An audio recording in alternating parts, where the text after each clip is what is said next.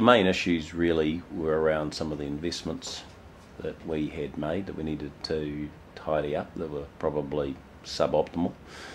We needed to look at some of the development options that we were carrying on the book, given the outlook for demand is relatively flat. We probably had too many development options we're probably going to need over the next decade. So we needed to make some adjustments there, and we needed to look at our operating model in a couple of the business units and make some changes. They were the main ones, other than the issue of TY Point, which was quite a significant issue given Rio Tinto came in 2012 and said they wanted to renegotiate the contract at TY Point, which was something like 40% of our electricity. So they were the sort of issues that needed to be resolved before we could proceed with the IPO. People make a lot out of that, but at the end of the day, it was really around communication.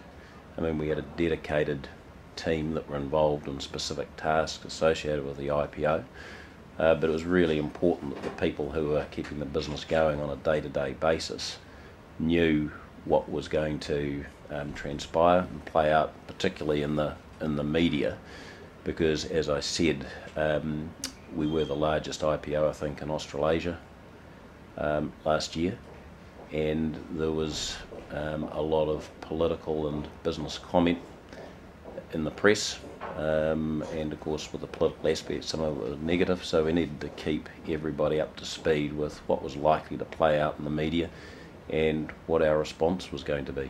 I have to front all of those issues, so it was important that I was seen out there making statements on relevant issues, putting Meridian's position forward, but in some instances we would say nothing, and it was important that we explained to staff why, on what seemed to them to be a significant issue, we might be relatively quiet in the press and the reason for it. So, I think our communications through that period, through the IPO period, actually were pretty good. A lot of people have big jobs. I think you just have to accept if you're a CEO of a public listed company, it's going to dominate your life for the period in which you have the job. For me, it's just important that I take some time out, make sure that I get enough exercise. So that would really be the main thing, making sure I run or go to the gym at least 3 times a week, and maybe get a game of golf, just to make sure that you keep your mind off the job at some point. Well, most of them would probably say they know me pretty well. I think probably through the restructuring, there's a perception that I might be, quite a hard person, a hard business person. I think underneath it, those that know me, my friends, would say I'm a big softie. That would probably be it. Power companies, whether it's in New Zealand, Australia, the UK, don't have a great public profile, and I think it was in the UK that they were compared about, only slightly better than tobacco companies. Look, I think that's frustrating, because Meridian and all the power companies are filled with good people who are just doing their job. They're everyday types of people, and they're trying to deliver a good product to the customers, and one that's fairly priced.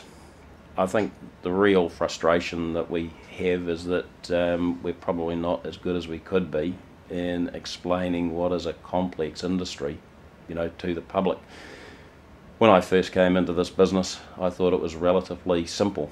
It didn't take long to realise that it's exceptionally complex, and we've probably, the industry, that's just not generators and retailers but also distribution companies, have probably made it more complex than it needs to be.